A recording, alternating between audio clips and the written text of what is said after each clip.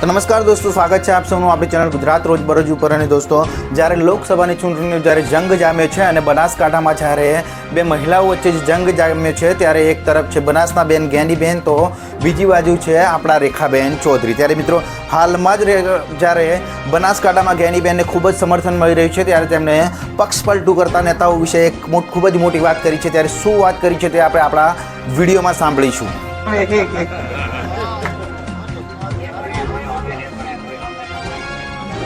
પણ જ્યારે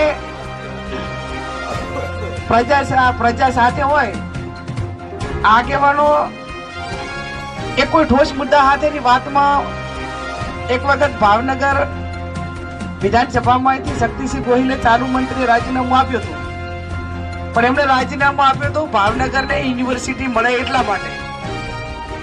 આ તો પક્ષ પલટો કરે એટલે કોઈ અહીંથી કોંગ્રેસમાંથી થાય ને એવો એકે પ્રેસ કોન્ફરન્સ નહીં કરતો કે મારે સમાજ માટે આટલો ફાયદો થાય છે, યુનિવર્સિટી મળે છે, સંસ્થા મળે છે, કે સમાજના છોકરાને નોકરી મળે છે, કે મારા મત વિસ્તારના ખેડૂતોને પાણી નથી મળતું, આવો એક પણ મુદ્દો અહીંથી થાય નહીં એકે હું પ્રેસ કોન્ફરન્સમાં નથી કહેતો।